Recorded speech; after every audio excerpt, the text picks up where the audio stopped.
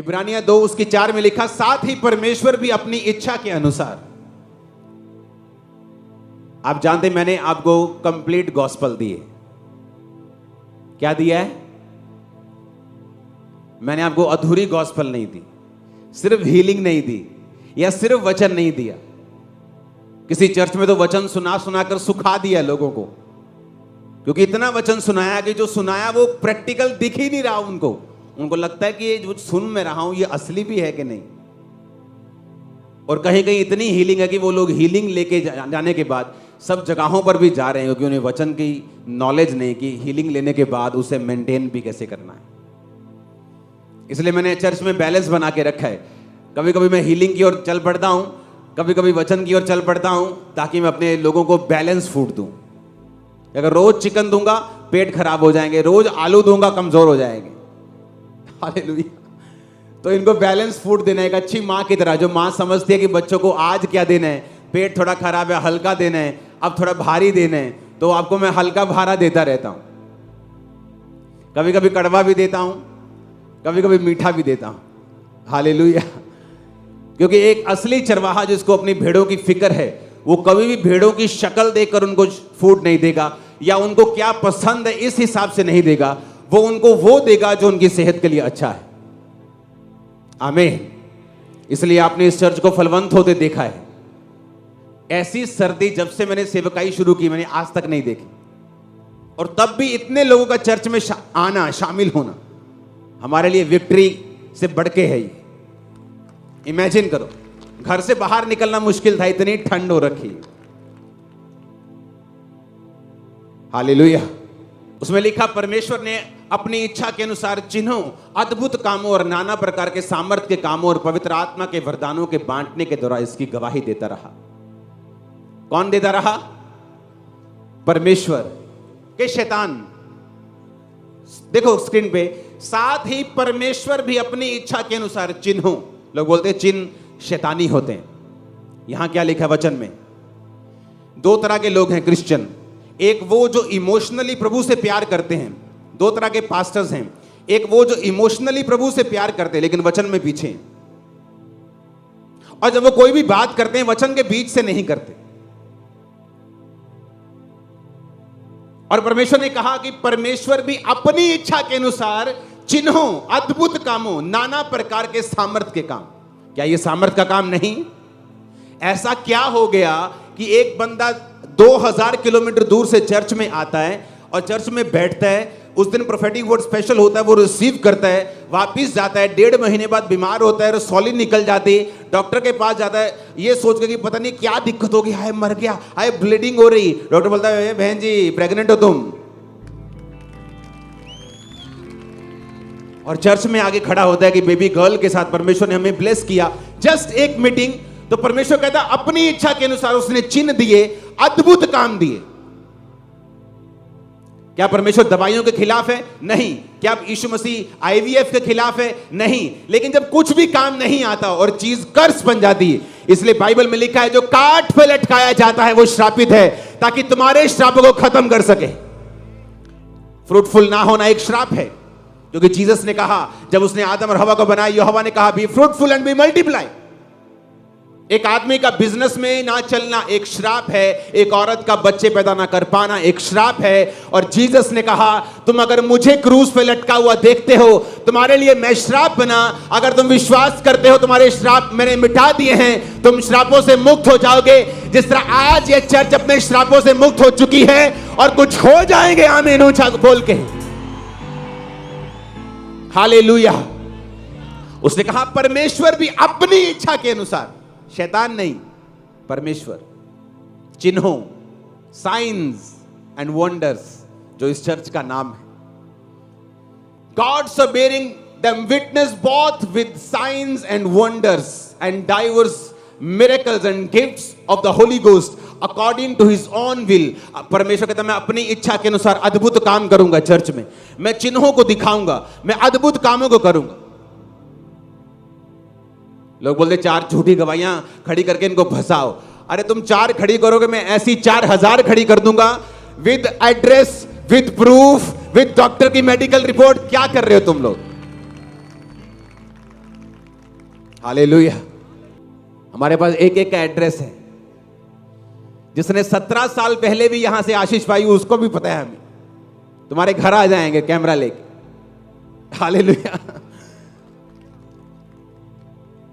क्या कहा परमेश्वर ने कि अपनी इच्छा के अनुसार चिन्ह अद्भुत काम।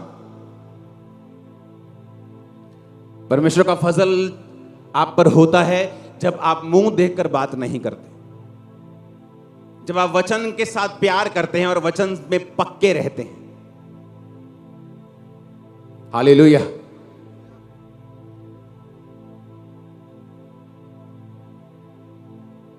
फिर से पढ़ेंगे उस आयत को। साथ ही परमेश्वर भी अपनी आप लोग पढ़ेंगे इसको 1 2 3 के बाद। ओके, निकाल लो अपनी अपनी आयत को। बाइबल लेके आए हो कि नहीं? पेन लेके आए हो? ओके, 1 2 3 पढ़ो।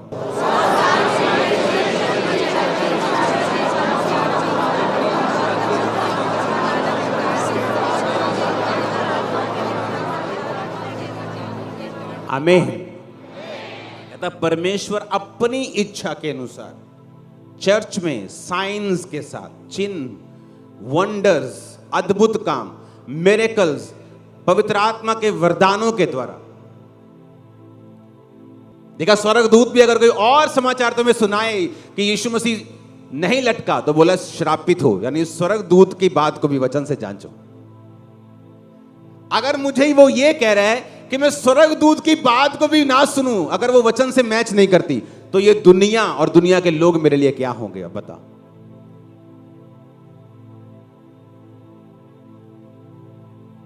गलातियां 2 उसकी 11 से 16 में लिखा,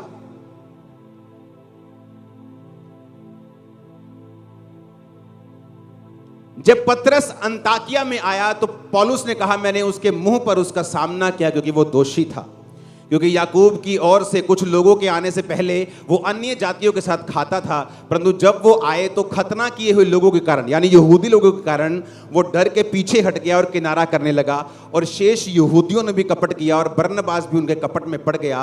जब मैंने देखा वो सुसमाचार की सच्चाई पर सीधी चाल नहीं चलते, तो मैंने एक सबके सामने पतरस से कहा, कैफा से कहा कि जब तू यहूदी होकर अन्य जातियों के समान चलता है और यहूदियों के समान नहीं, तो अन्य जातियों को यहूदियों के समान चलने को क्यों कहता है? पहला तीमुथियुस 5 उसकी 20 आयत। पाप करने वालों को सबके सामने समझा ताकि और लोग भी डरें। अब मुझे यह बताओ, क्या मैं ये देखूं कि वचन क्या कहता है? क्या मैं ये देखूं कि लोग क्या चाहते हैं? आप फैसला करो। वो तो कहता है कि स्वर्गदूत भी अगर कोई और वचन तुम्हें सुनाए तो उसकी बात को मत समझना और ना सुनना।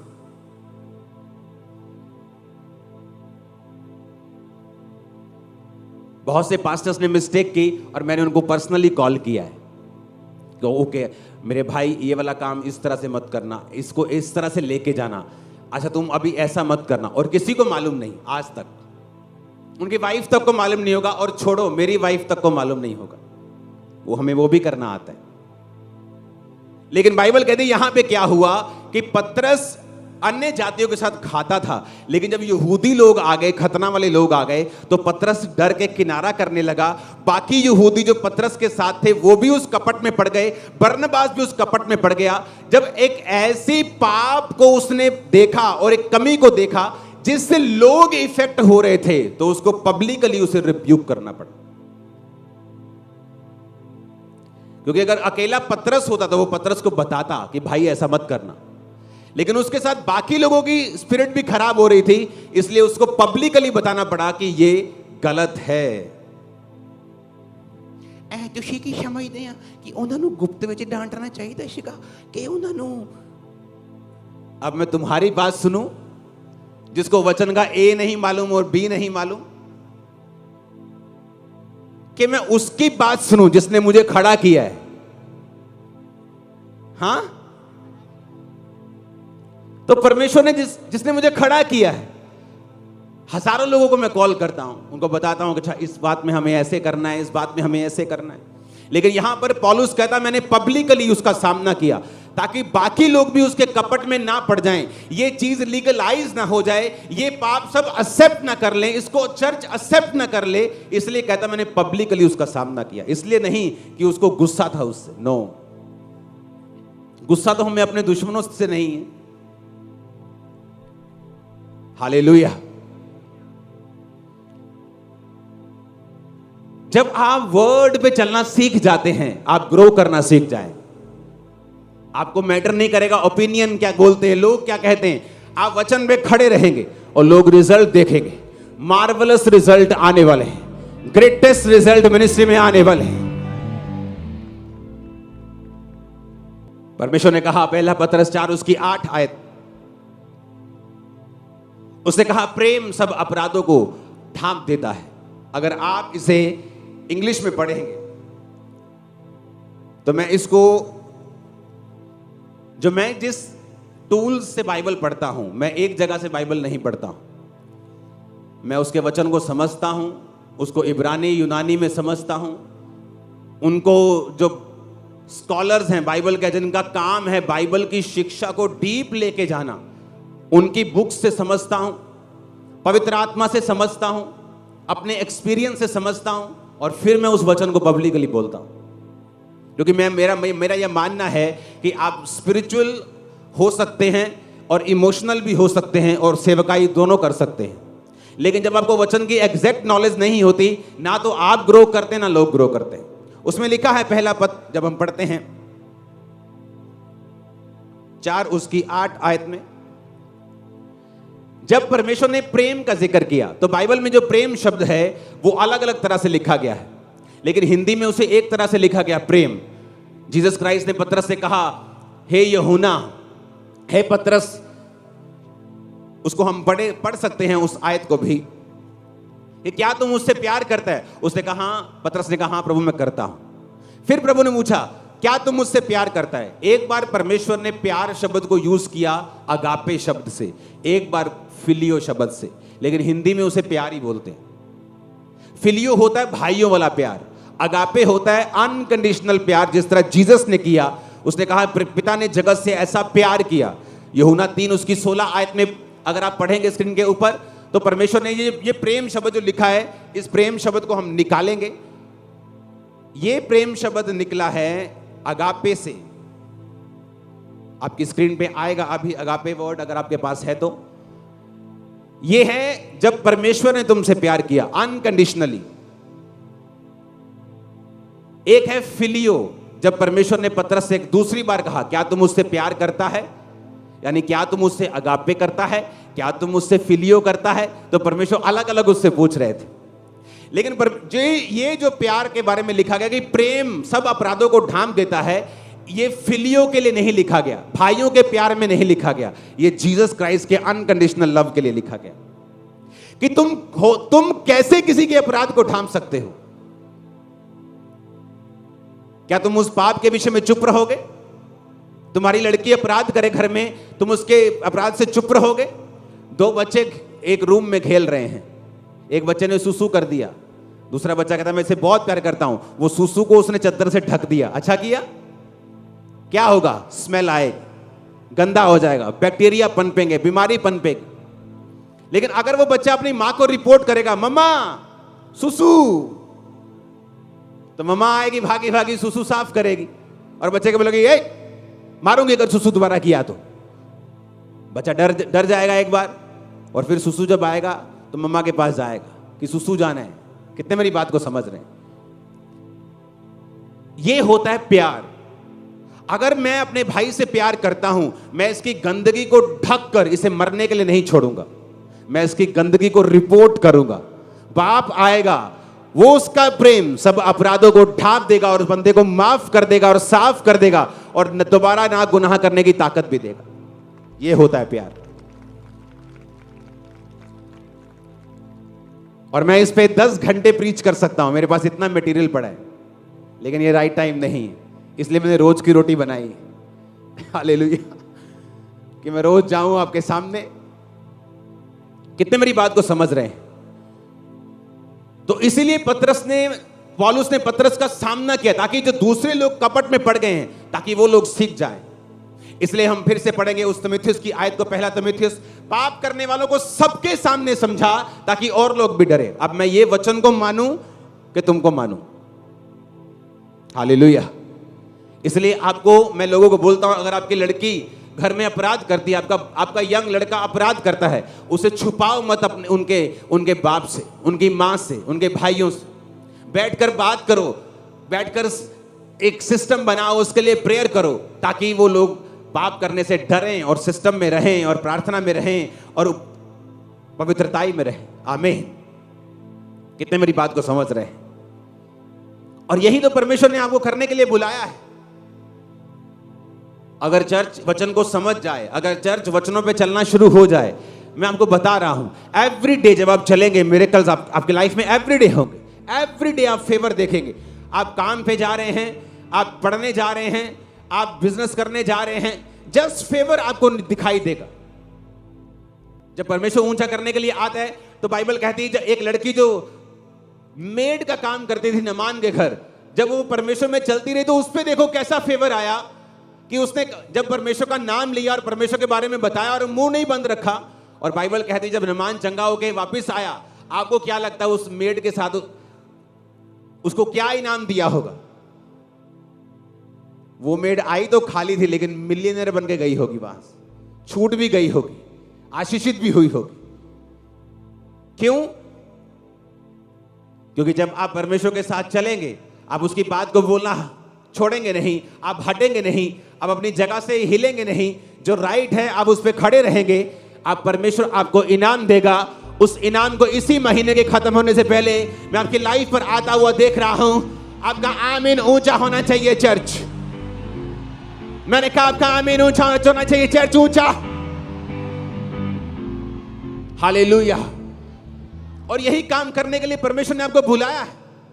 लोग समझ नहीं पाते कि परमेश्वर ने उन्हें क्यों बुलाया है। पहला कुरिन्थियों 1 उसकी 9 आयत में लिखा है, परमेश्वर सच्चा है जिसने तुम्हें अपने पुत्र हमारे प्रभु यीशु मसीह की संगति में बुलाया है। किसी हिंदी बाइबल में लिखा है सहभागिता में बुलाया है।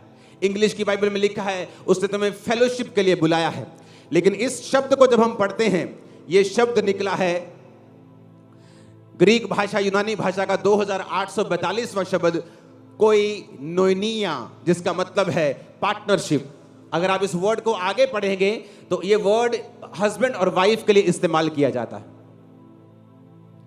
यानी परमेश्वर ने कहा मैंने तुम्हें एक ऐसी फेलोशिप के लिए बुलाया है जहां मेरे और तुम्हारे बीच में कोई सीक्रेट नहीं होगा।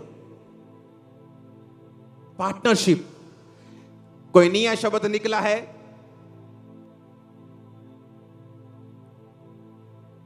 ग्रीक भाषा के 2844 शब्द से, जिसका मतलब है कोइनोनोस, जिसका मतलब है ए शेयरर, कंपेनियन, पार्ट टेकर, पार्टनर। जब भी आप बाइबल को पढ़ते हैं आपको डीप स्टडी में जाना पड़ता है यह समझने के लिए कि परमेश्वर उस वचन के जरिए से, उस शब्द के जरिए से मुझे क्या कहने की कोशिश कर रहा है। तो परमेश्वर कह रहा है कि परमेश्वर सच्चा है जिसने तुम्हें अपने पुत्र प्रभु यीशु मसीह का पार्टनर होने के लिए, शेयरर होने के लिए बुलाया है। अगर आप अपनी कुर्सी को समझ जाएं, अगर आप अपनी लाइफ को समझ जाएं कि परमेश्वर ने आपको कितना बड़ा काम करने के लिए बुलाया है, आप कभी निराश नहीं होंगे। प्रकाशित वाक्य 3 उसकी 20 आयत में लिखा है, देख मैं द्वार पर खड़ा हुआ खटखटाता हूं, यदि कोई मेरा शब्द सुनकर द्वार खोलेगा तो मैं उसके भीतर आकर उसके साथ भोजन करूंगा और वो मेरे साथ। यीशु मसीह क्रूस पर चढ़ने से पहले अपने चेलों को बोलते हैं कि मुझे तुम्हारे साथ भोजन करना है। शमूएल शाऊल को मसा करने से पहले बोलता है, ते मसा करने से पहले आजा, मुझे तेरे साथ भोजन करना है। जब अब्राहम दूतों को पहचान गया तो उसने कहा मेरे पास से चले मत जाना, मैं 2 रोटी टुकड़े लेके आता हूं, प्लीज मेरे हाथ से खाना। उसको आशीष मिलने से पहले वो भोजन करता है और करवाता है ज्यादा बोल सकते हैं आप। जब भोजन का जिक्र आता है तो पार्टनरशिप का, कहता तू मेरे साथ भोजन करेगा, मैं तेरे साथ, हम कुछ शेयर करेंगे।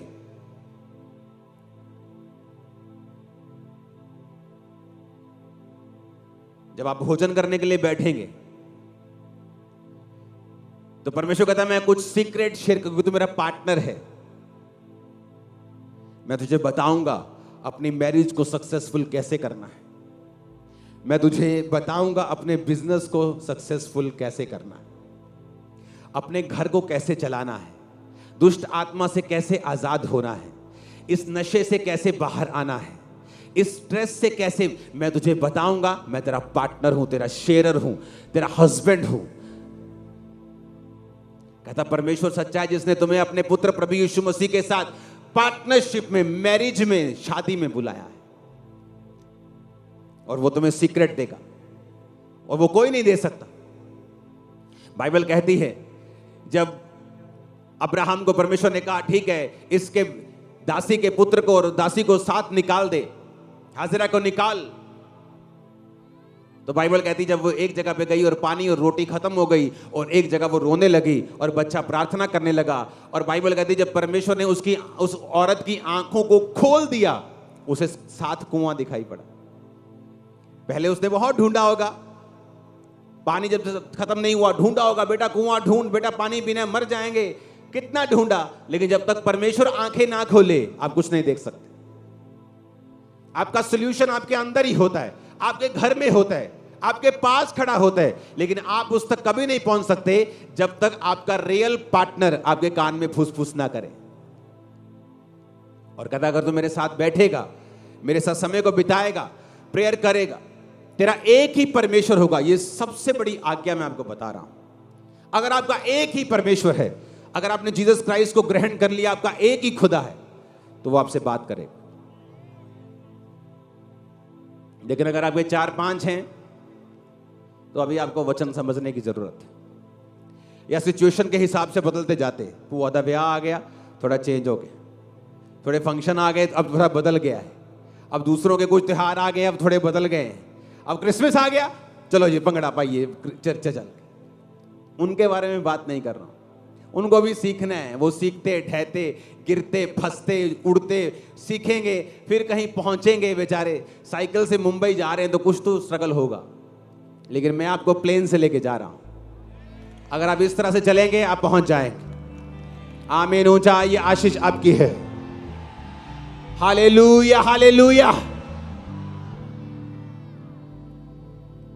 आप समझ रहे इन बातों को? उसने कहा तुम्हें उसने अपनी संगति में बुलाया है। किसको बुलाया है? किसको बुलाया है? बोलो मुझे। आंखें बंद करके ऊंची आवाज में बोलो मुझे। अब स्लो आवाज में मनन करके बोलो मुझे। आमीन। किसको बुलाया है? फिर बोलो किसको बुलाया है? किसको बुलाया है? किसको बुलाया है? किसको बुलाया है? तुझे बुलाया है, मुझे बुलाया है। आमीन। ऊंचा ये आशीष हमारी। Hallelujah hallelujah. और उसने बुलाया है।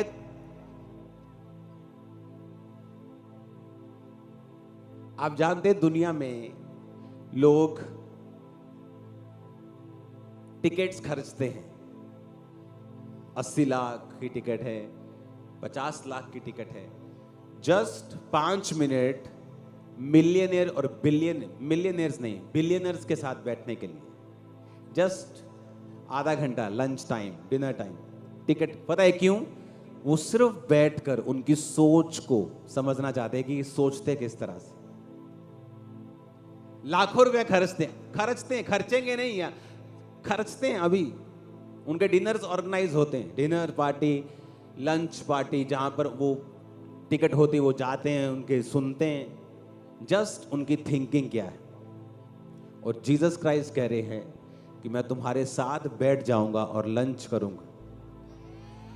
इमेजिन करो, एक बिलियनर को सुनने के लिए लोग पैसा खर्च रहे हैं, और जीसस जिसने ऐसे लाखों करोड़ों बिलियनर्स को बनाया है, वो खुद तुम्हारे पास बैठने के लिए तैयार है।